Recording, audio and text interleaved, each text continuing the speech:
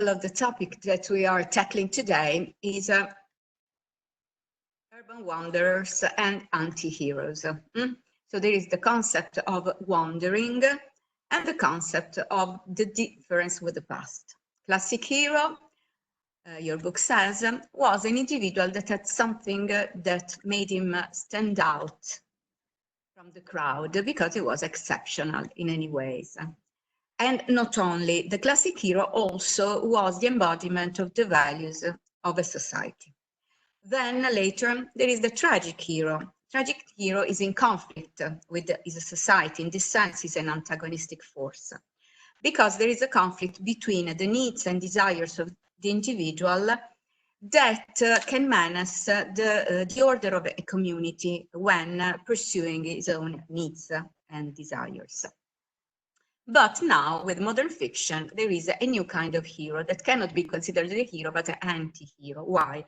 Because it, on the one hand, mirrors the isolation and anonymity typical of the existence in the cities, the urban existence. And because of this, it's called anti-hero. At the same time, it's not easy to define this hero because it has a lot of nuances that make him difficult to pigeonhole. And so, men and women of the crowd.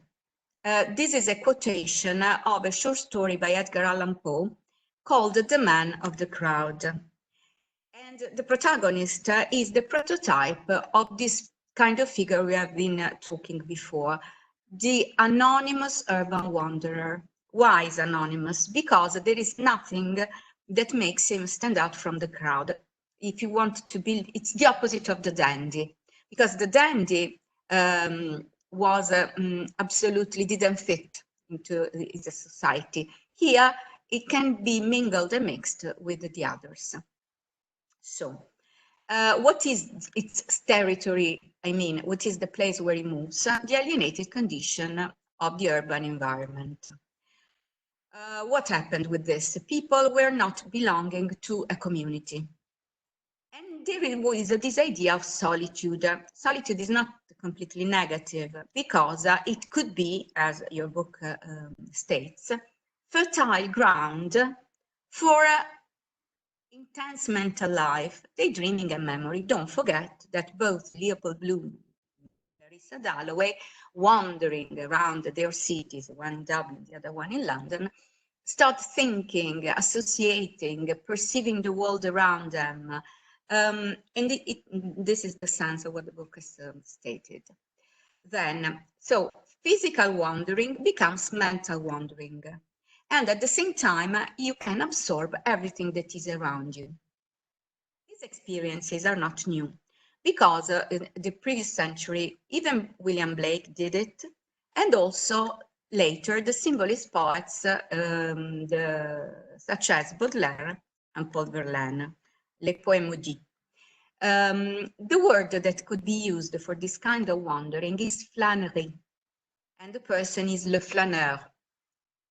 Your book says an aristocratic form of wandering. In what sense? Because there were people that decided not to be stuck to their to labor, to an everyday work, but have their own private time to wander around the cities and allow their creativity and mental wanderings to develop. So, on the other hand, both Baudelaire, Verlaine, and the other symbolist poets didn't like the beauty of the city. They were fascinated by the more shocking and sordid aspects of city life. Why? Because they contrasted it in their harshness with the alienation and banality of mass society. So they preferred this apparent degradation that anyway had a kind of vitality that they couldn't find elsewhere. So maybe I have made a mistake here. No, that's correct.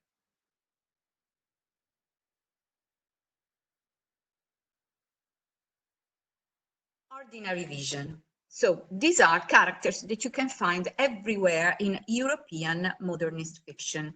Everywhere means, for example, your book quotes Musil, the protagonist of Man Without Qualities. That is Ulrich, the protagonist of this book, called The Man Without Qualities.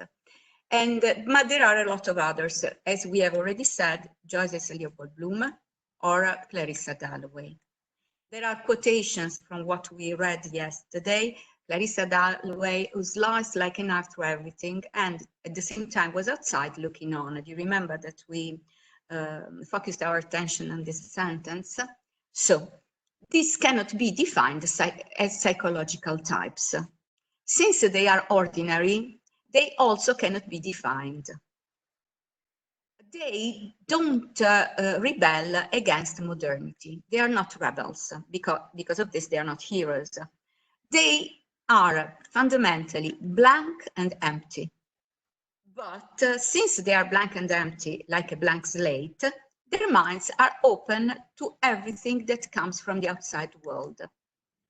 And so it means that these characters cannot be defined. Their identity is flexible, fluid, but they are open and capable of vision. That's why they can be also the protagonists of novels. Is it clear? If it is, now